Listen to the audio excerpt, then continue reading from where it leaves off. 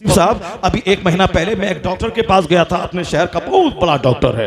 वह डॉक्टर काफिया पढ़ने के बाद वो गया था पढ़ने के लिए स्कूल में, और अल्हम्दुलिल्लाह बहुत बड़ा सर्जन अब हमारे जिला का, यानी वो अब करोड़ों में खेल रहा है। जबरदस्त हॉस्पिटल, एक नहीं जमीन इतनी खरीद लिया शहर में, शोहरत और नाम भी, बिल्कुल टेंडर एज, यंग एज का लड़का है, चेहरे पे दाढ़ी, सर पे टोपी लेकर वो क्लिनिक में बैठता है। हमारे शहर के सारे गैर मुस्लिम डॉक्टर उसके यहाँ मरीजों की भीड़ देख के दंग रहते हैं। दाढ़ी और टोपी के साथ वो क्लिनिक में बैठता है। MBBS डिग्री होटल, MS यानी वो मास्टर ऑफ सर्जरी उन्होंने किया है, बहुत बड़ा सर्जन। मैं जब उनके पास गया तो मैंने फीस तो जमा करना चाहा, उन्होंने लिख दिया कि नो फीस, यानी एक आलिम की इज्जत, नो फीस। उसके बाद कहा, मुझसे मिला, बहुत देर तक बात किया, कहा हजरत लोग आते हैं हर महीने में कई मस्जिदों का चंदा लेने, मैं चंदा दे देता हूं, लेकिन कोई मुझसे आकर के मसलक की बात नहीं करता, कोई मजहब की बात नहीं करता, कोई हमारे दीन के बारे में नहीं पूछता, मैं कैसे जीता हूं ये नहीं पूछता। जो आलिम है, इल्म दीन सिखाने आया है, कम से कम 1 मिनट का टाइम लेके मुझसे मजहब की बात कर लेता, तब मैं समझता कि चलो ये मस्जिद भी बना रहा है, मदरसा भी बना रहा है और शख्सियत साजी भी कर रहा है, यानी ये मुझको मजहबी मजाज भी अता कर रहा है। नहीं, जब भी गए रसीद लेके, चंदा दीजिए, फितरा दीजिए, खाल दीजिए, ये दीजिए, अब दीन लेके कौन जाएगा? यही वजह है कि हमको देख के दरवाजा बंद कर देता है आदमी, चूंकि ये रसीद लेके आया है। और कभी कभार रसीद लेके भी जाएं और कभी कभार बगैर रसीद लेके दीन लेके जाएं। बस नवाब प्रधान जी, मैं एक हदीस लेके आया हूं, उसको सुनना है, हुजूर ने ये कहा, बस सुना दिया, अपना चल लिया। कभी जाएं, सुना दिया। आपका बच्चा अलीगढ़ में पढ़ता है, जरा उसको बताते हैं कि वहां बहुत सारी चीजें होती हैं, वो वहां रोजाना 5 मिनट के लिए सरकार की सीरत पर फला किताब है सीरतुल मुस्तफा, उसको 5 मिनट पढ़ लें। इंजीनियर बनने के लिए 15 घंटे पढ़ें, MBBS बनने के लिए 18 घंटे पढ़ें, मुसलमान बने रहने के लिए 5 मिनट सरकार की सीरत का एक चैप्टर, 5 मिनट, कुछ नहीं। खाने के लिए जाएं, हाथ धोकर धोएं, अब बैठना, खाना तो खाना है, चाहे डॉक्टर बने कि चाहे इंजीनियर बने, खाना तो खाना है। खाने से पहले बस बैठ गए दस्तरखान पर, अब 5 मिनट सीरत की किताब पढ़ ली, फिर खाना खाया, उठ गए, टाइम भी खर्च नहीं हुआ, मुसलमानियत की भी खुराक मिल गई, और फिर अपने सब्जेक्ट की तालीम में भी कोई असर नहीं पड़ा। अगर आप बताएंगे उनका बच्चा पढ़ने लगा, अगर वह पढ़ लिख के दीन समझ लिया, वह बोलेगा एहसान इस आलिम दीन का है जिसने मुझको इस्लामिक किताब की स्टडी का मजाज अता कर दिया। चूंकि उनके लोग, उनके मेरा बेटा रहता है, मेरा पीर आया, खाया पिया चला गया, नहीं बोला कि नमाज पढ़ना सबसे बड़ा फर्ज है, नमाज छोड़ना गुनाह आजम है। नमाज पढ़ना फर्ज आजम है तो फर्ज आजम का छोड़ना भी गुनाह आजम है। हमारा पीर नहीं बताया, वो बोला कि 12वीं के जुलूस में निकलो, वो बोला घर में झंडा निकाल लो, वो बोला 11वीं का बकरा ज़बह कर दो, वो बोला गरीब नवाज की छठी कर दो, वो जुलूस संदल और गाजर या चादर और गागर का जुलूस निकाला संदल वाला, उसमें 100 रुपए दे दो। यानी मेरा बच्चा जान गया कि संदल, चादर, गागर, 11वीं का बकरा, 12वीं का जुलूस और साहब छठी शरीफ की देग, मुहर्रम का खिचड़ा, ये मेरा बच्चा इतना ही जाना। अब जब वो अलीगढ़ पहुंचा वहां पढ़ने के लिए, जब वहां गया, उनका दोस्त बोला कि ये कुरान शरीफ है जो अल्लाह की किताब है, इसमें देखो 700 से ज्यादा जगहों पे, कई 100 जगहों पे नमाज का जिक्र आया है। ये बुखारी है, नमाज का जिक्र सैकड़ों हदीस में आया है, और जो नमाज नहीं पढ़े वो ढांचे का आदमी है। हुजूर ने कहा है कि बेनमाजी का अंजाम फिरौन के साथ होगा, हामान के साथ होगा, कारून के साथ होगा। हुजूर ने कहा जिसके दरवाजे पे एक नहर हो, 5 बार डुबकी लगाए, नहाए, उसके बदन पे मैल कुचल बाकी रहे, में से कुछ बाकी रहेगा? हुजूर, सहाबा ने कहा कि नहीं। हुजूर ने फरमाया कज़ालिका मसलु सलवातिल खम्स यमहुल्लाहु बिहिन्नल क़ताया, यही मिसाल 5 वक्त की नमाजों की है। 5 नमाजें गुनाहों को मिटा देती हैं। बेनमाजी जहन्नम जाएगा। नमाज पढ़ना फर्ज आजम है। हुजूर ने कहा कि जब बच्चा 7 साल का हो नमाज का आदेश दे, जब 10 साल का हो मार के नमाजी बना दे, जब नमाजी बन जाए उनका बिस्तर अलग कर दे। इतनी ताकीद तिरमिज़ी की हदीस में आया है कि इन्ना अव्वल मा युहासबु बिहिल अब्द यौमल क़ियामति सलात। हुजूर ने कहा है क़यामत के दिन सबसे पहला सवाल नमाज का होगा। जो सवाल का जवाब देने में असमर्थ रहा फ़क़द ख़ाबा व ख़सिरा, वह हिलाक और तबाह बर्बाद हो गया। और जो नमाज का सवाल का जवाब देने में कामयाब हो गया फ़क़द अफ़लहा व अंजहा, हुजूर कहते वह कामयाब और बामुराद हो गया। जब ये सारी हदीस मेरा बेटा पढ़ता है, कौन? जब उनके मेडिकल का दूसरा क्लास साथी, उनके रूम का पार्टनर जब उनको दिखलाता है, उनकी खोपड़ी घूम जाती है। ये इतनी ताकीद नमाज, कभी हमारा पीर साहब नहीं बोला ये नमाज फर्ज आजम है, नमाज छोड़ना गुनाह आजम है। अगर तुम्हारा नमाज फर्जी 15 साल में, तुम नमाज शुरू किए 25 साल में, या 10 साल की नमाज तेरे जिम्मे कज़ा है। 50 हज क्यों ना कर ले, या 10 साल की नमाज कज़ा पढ़नी पड़ेगी। 1000 उम्रा क्यों ना कर ले, ये 10 साल की नमाज तेरे जिम्मे है, अदा करनी पड़ेगी। कज़ाए उम्री के तौर पर पढ़ना पड़ेगा। 10 साल शराब पिया, तौबा कर ली, अल्लाह माफ कर देगा। लेकिन 10 साल नमाज छोड़ दी तो तौबा करने के बाद भी वो 10 साल की नमाज कज़ा पढ़नी पड़ेगी। इसलिए सरकार ने कहा था जब बच्चे की उम्र 7 साल हो नमाज का हुक्म दे, कभी पढ़ेगा कभी छोड़ेगा। और जब 10 साल का हो तो मार के नमाजी बना दे, और जब नमाजी बन जाए उनका बिस्तर अलग कर दे। जो फर्ज आज़म को ताल्लुक को देखा, ताल्लुक से हदीस पढ़ी, नमाज पढ़ना शुरू कर दिया। जब वहां से लौटा घर, नमाज पढ़ रहा है। अब वो बच्चा बोलता है ये कुरान में नमाज का चर्चा, हदीस में नमाज का चर्चा, नमाज सबसे बड़ा फर्ज है, क़यामत में पहला सवाल इसका होगा। पर मेरा पीर कभी नहीं बोला। ये बोला चादर, गागर, संदल, छठी, 11वीं 12वीं का जुलूस और घर में झंडा, ये सिर्फ यही बोलता रहा और कभी नहीं बोला नमाज के ताल्लुक से। तो अब वह पीर के ताल्लुक से बदगुमानी पैदा हो जाएगी कि यह लोग सिर्फ नवाफिल पे जोर देता है, यह लोग सिर्फ ऑप्शनल चीज पे जोर देता है, और जो कंपलसरी है उस पर जोर नहीं देता है। वह मेरे मसलक के ताल्लुक से गलत फिक्र दिमाग में डाल लेगा। अब उसको 1000 समझाए, जिंदगी भर नमाज पढ़ेगा। क्रेडिट किसके सर जाएगा? क्लास पार्टनर, रूम पार्टनर के सर जाएगा। वो जिंदगी भर डॉक्टर बनने के बाद भी नमाज पढ़ेगा, क्रेडिट किसके सर देगा? रूम पार्टनर के सर के। उसने मुझको ये सारी अहादीस सुना के नमाजी बना दिया है। अब एक ही तरीका है, अगर बच्चे को वहाबी बनाना है, बच्चे को जमात इस्लामी की झोली में डालना है, तब तो उसको चादर गागर सब बताइए। अब मिलाद फातिहा, पीर साहब आए तो खूब मिलाद करवाइए और नमाज मत बताइए, और बच्चा आसानी से मिल लिया जाने के बाद वहाबी की झोली में जाएगा, तबलीगी की झोली में जाएगा, बच्चा आपके हाथ से निकल जाएगा। मसलके आला हजरत यही है क्या? मसलके आला हजरत ये नहीं है। मसलके आला हजरत क्या है? आला हजरत ने लिखा है शजरा शरीफ में कि नमाज एक वक्त की भी कोई जानबूझकर छोड़ दे, उसका भी शुमार बेनमाजी में होता है। बेनमाजी ढांचे का आदमी है। नमाज पढ़ना फर्ज आजम। किसी भी नौकरी में नमाज पढ़ने की फुर्सत ना मिले, आला हजरत ने लिखा है वह नौकरी करना ही हराम में कतई है। हराम है वो नौकरी करना जिस नौकरी में नमाज पढ़ने की फुर्सत ना मिले। आला हजरत ने नमाज पे जितना जोर दिया है उतना किसी भी बदअकीदे का कोई मौलवी या किसी जमात का कोई आलिम नहीं दिया है। आला हजरत जिसने मसलके अहले सुन्नत व जमात का मोहसिन और मुजद्दिद इस्लाम, और उन्होंने नमाज पे इतना जोर दिया है, अब उनका नाम लेना और नमाजें छोड़ना, उनको बदनाम करना मसलके आला हजरत ये नहीं है कि सिर्फ चादर चढ़ाना, गागर चढ़ा निकालना, जुलूस निकालना, फातिहा पढ़ना, मिलाद करना, नहीं नहीं। जो इनको हराम कहता है वो भी जहन्नम जाएगा, और जो सिर्फ नमाज पे जोर देता है, इन चीजों को बुरा कहता है, वो भी जहन्नम जाए। और जो फातिहा, मिलाद, चादर, संदल को पकड़ा, नमाज छोड़ा, उसका भी रास्ता जहन्नम का है। अब बीच का रास्ता है मसलके एतदाल, मसलके आला हजरत के नमाज भी होगी, नियाज भी होगी, नमाज भी होगी, दुरूद भी होगा, नमाज भी होगी, जुलूस भी होगा, नमाज भी होगी, चादर का जुलूस भी होगा, नमाज भी होगी, झंडा भी होगा, नमाज भी होगा, नमाज भी होगी, छठी भी होगी, नमाज भी होगी, नियाज भी होगी। जिसने इन दोनों पे जोर दिया है उसी का नाम मसलके आला हजरत है, मसलके एतदाल है। फातिहा भी दिलाए, नमाज भी पाबंदी से पढ़े, ताकि बच्चा वहाबियत की झोली में ना जाए। जब कोई नमाजी बनाने आए बोले अल्हम्दुलिल्लाह मेरे बुजुर्गों ने नियाज भी दिया है, मेरे बुजुर्गों ने नमाज भी दिया। यही है मसलके एतदाल, यही है मसलके आला हजरत। नमाज भी होगी, नियाज भी होगी, नमाज भी होगी, फातिहा भी होगी, नमाज भी होगी, जुलूस भी होगा, और फर्ज फर्ज की तरह होगा, नफल नफल की तरह होगा। ऐसा नहीं कि नफल को फर्ज समझ लिया कि गरीब नवाज के रोजे पे हर महीने की 6 तारीख को मैं जाता हूँ और बगल में मस्जिद है नहीं जाता हूँ। वो अजमेर जाते जाते मर क्यों ना जाए, मस्जिद सवाल करेगी, जमात से नमाज पढ़ना वाजिब है और तर्के जमात फासिक बना देता है, यानी जमात छोड़ने की आदत फासिक मरदूदु शहादा बना देती है, कोई गवाही कबूल न होगी। जमात से मस्जिद का इल्तिजाम वाजिब है, मस्जिद जाना, जमात से पढ़ना, अपनी नमाज़ें पंज जगाना तो फर्ज आजम है। अजमेर जाता है मस्जिद नहीं जाता है, अजमेर जाता है नमाज नहीं पढ़ता है, और अजमेर जाने के रास्ते में नमाज़ें कज़ा होती है, कुछ नहीं मिलेगा।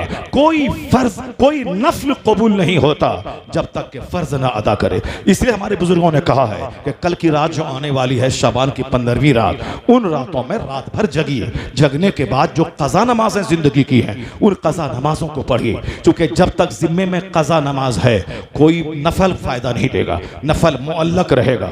और जब तक कि फर्ज ना अदा हो जाए, अगर आपने कज़ा नमाजें अदा की, जिंदगी की पहली ज़ोहर, जिंदगी की पहली फजर, जिंदगी की पहली असर, आपने 10 असर, 10 ज़ोहर, 10 मगरिब, 10 इशा, आपने 100 रकात पढ़ लिया, तो कम से कम 10 दिन की नमाज तो अदा हो गई। और फिर 15वीं शब जागने की फजीलत भी मिल गई, दुआ रात भर जाग भी गए, सवाब भी मिल गया, और जो कज़ा नमाज थी वो अदा भी हो गई। ये है अक्लमंदी का तरीका।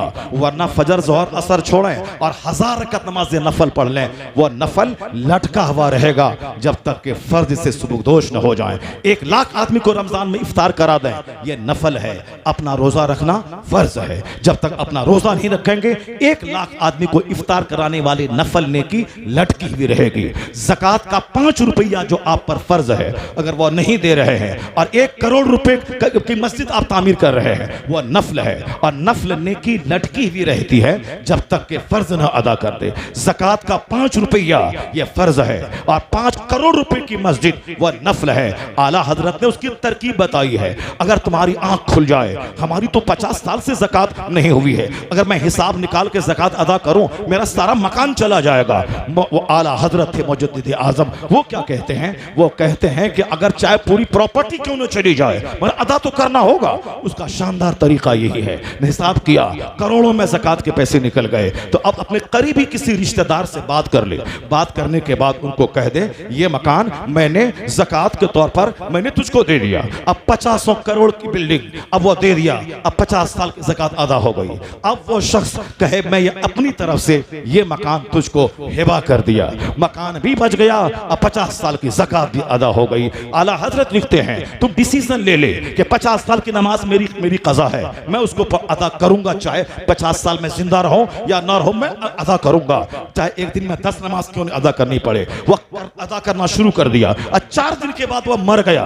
तुम्हें डिसीजन ले चुका है कि मैं सारी कज़ा नमाज अदा करूंगा, और 4 दिन के बाद ही वह मर गया। चूंकि हुस्ने नीयत की बिना पर उम्मीद है अल्लाह की रहमत से कि अल्लाह ताला 50 साल की नमाजों को माफ फरमा देगा। ये है आला हजरत। आला हजरत की तहकीक को सलाम कीजिए। जो आला हजरत से करीब होगा वो नमाज से करीब होगा, जमात से करीब होगा, और जो सिर्फ अपने जाहिल पीरों से करीब होगा वो तो चादर ढोएगा, आप मजार पे दौड़ेगा, मस्जिद नहीं जाएगा। इन्हीं जाहिलों की बेखुनी की है आला हजरत, उनकी बुनियाद उखेड़ दी है। एक तरफ नजदी वहाबी का किला कमा करना है, एक तरफ इन बदअकीदा इन फातिहा नियाज करने वालों की भी धज्जियां उड़ा देनी है। उसी का नाम है आला हजरत, जिन्होंने इस्लाम पे होने वाले हमलों का चौमुखी महाज पर प्रोटेक्शन किया है, डिफेंस किया है। आज अगर आलिमों का वकार जिंदा है, इन लोगों ने तो कह दिया कि मौलवी 2 टके का मौलवी क्या जाने गया, ये 2 टका कमाने वाला मौलवी। हमारा पीर खिताब नहीं करता है, हमारा पीर ओढ़नी ओढ़ के बैठता है। पीर वो है जो घर घर जाए, पीर वो है जो चुप रहे, पीर वो है जो खामोश रहे। ये मौलवी खिताब करता 2 टके का मौलवी। इन लोगों ने 200 साल से मदरसे के खिलाफ, मौलवी के खिलाफ, नमाज़े बाजमात के खिलाफ, सीरत के जलसों के खिलाफ चूटी काटते हुए घर घर जा करके उन्होंने ऊपर में घूंघट डालकर लोगों को कहा तरीकत अलग चीज है, शरीयत अलग चीज है, हकीकत अलग चीज है, मार्फत अलग चीज है। ये शरीयत के मौलवी क्या जानने गए, यानी जाहिलों को उल्लू बना के मस्जिद से नफरत, नमाज से नफरत, शरीयत के कानून से नफरत दिलाया। आज अल्हम्दुलिल्लाह ईदैन में खिताब आलिम करते हैं, सीरत के जलसों में खिताब आलिम करते हैं, मस्जिदें उलमा के पास, मदरसों की चटाई उलमा के पास, सीरत के जलसे उलमा के पास, मदरसा जिंदा है, जलसा जिंदा है, जुमा का खिताब जिंदा है, ईदैन का खुतबा जिंदा है। इस सदी में एहसान इमाम अहमद रजा का फाजिले बरेलवी का है। जिन्होंने इल्म और उलमा की इज्जत के हवाले से बात की।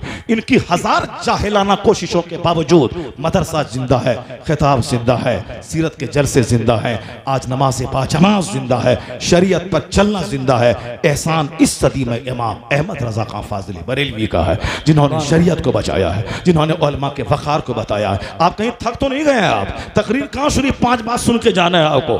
अगर नहीं थके हैं तो हाथ उठा के बोलिए कि आप बोलते जाओ, मैं सुन रहा हूँ। थकिए मत, जब आप तकरीर सुनिए। बहुत आपने चुटकुला सुना है, बहुत आपने रेवा हिकायतें सुनी है, बहुत आपने लगा बुझा के नमक मिर्च लगा के कहानी और किस्से आपने सुना है। आज हदीस सुनिए, आज कुरान करीम की आयतें सुनिए, आज इस्लामी कानून सुनिए। अपने बच्चों अपने घर में फराइज पे जोर दीजिए, नवाफिल पे और साहब जो मुबाह चीज़ें हैं उस पे जोर देंगे तो आपका बच्चा हाथ से निकल जाएगा। मैं बांबांगे दोहल में कहता हूँ, अगर बच्चों को आपने गुट्टी में सुन्नियत पिलाते हुए नमाज रोज़े हज ज़कात की फजीलत नहीं बताई तो अलीगढ़ और मिल्लिया जाने के बाद आपका बेटा नजदी वहाबी हो जाएगा, तबलीगी जमात की झोली में चला जाएगा। क्योंकि जब वहाँ हदीस कुरान पढ़ेगा सुनेगा तो वो आपके हाथ में नहीं रहेगा। इसलिए उनके हाथ से जाने से पहले अपने घर में हदीस पढ़ा दीजिए, अपने घर में कुरान पढ़ा दीजिए, अपने घर में उनको नमाज पढ़ा दीजिए। और जब वहाँ रहे तो यहाँ से उसकी कमान संभाले रखिए कि क्या करता है वहाँ। जुमा की नमाज कहाँ पढ़ी, किस मस्जिद में पढ़ी, ईदैन की नमाज तुमने कहाँ अदा की, किस मस्जिद में अदा की। अलीगढ़ में फला मस्जिद अपनी है, वहाँ जाके पढ़ना। जुमा तुमने कहाँ नमाज पढ़ी, पढ़ी कि नहीं पढ़ी। हमारे इलाके का एक लड़का पढ़ने गया वहाँ, और जब भी वो बात करती थी उसकी अम्मी या उसका अब्बा, वो उसका रूम पार्टनर बोलता था वो नमाज पढ़ रहा है। वो अब बेटे से बात करना है, फोन रखा हुआ, उनका दोस्त फोन उठाता था, कहता था वो इशराक पढ़ रहा है।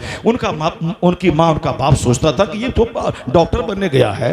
अब साहब ये जब भी फोन करते हैं तो नमाज पढ़ रहा है, जब भी फोन करते थे तिलावत कर रहा है। पढ़ता कब है, किताब का पढ़ता है। फिक्रमंद थे उनके बाप, फिक्रमंद थी उनकी माँ, इतना खर्च करके मैं उसको पढ़ने के लिए भेजा है। वहां जब भी फोन करो नमाज पढ़ रहा है। लेकिन जब रिजल्ट निकला वो अपने क्लास में सबसे टॉप क्लास का रिजल्ट निकाला। वो चूंकि नमाज भी पढ़ता था और 10 घंटे मेहनत से अपनी किताब भी पढ़ता था। ये तो हमारे बच्चों की जहालत है कि दाढ़ी रखेंगे तो नौकरी नहीं मिलेगी, टोपी पहनेंगे नौकरी नहीं मिलेगी। क्योंकि हमारा 99% बच्चा दाढ़ी मुंडाया। एक बच्चा दाढ़ी लेके कॉलेज जा रहा है तो लोग कहते दहशतगर्द आ गया, आतंकवादी आ गया। 99 दाढ़ी मुंडा और एक दाढ़ी लेके गया तो आतंकवादी आ गया, टेररिस्ट आ गया। तो हमने 90% बच्चों से सुन्नतों को हटाकर ये 5-10% मौलवी दाढ़ी रखने लगे, इसको वह लोग आतंकवादी कहने लगे। हमारी 99% बेटियां जींस और टी शर्ट पहन के कॉलेज जाती है और 1% बेटी सर पे दुपट्टा हिजाब निकाब लगा के कॉलेज जाने लगी। तब वहां की इंतजामिया कहने लगी ये 99% तुम्हारी बेटियां बेपर्दा आती हैं, जींस टी शर्ट पहन के आती हैं, ये 1% बेटी तुम्हारी ये भूत बन के क्यों आ रही है, हमारे स्कूल का तमाशा बनने क्यों आ गई है। अगर हिजाब कंपलसरी है, तुम्हारी 100% बेटियां हिजाब पहन के आती, तब ना हम समझते। यहां तो 99% बेनकाब बेहिजाब है और 1% हिजाब पहन के स्कूल का माहौल खराब कर रही है। हमारे कॉलेज में तेरा 99% बेटा दाढ़ी मुंडा के आ रहा है, 1% बेटा दाढ़ी रख के आतंकवादी की सूरत लेके आ रहा है। उन्होंने अगर कंपलसरी होती दाढ़ी तो तेरा 100% बच्चा रखता।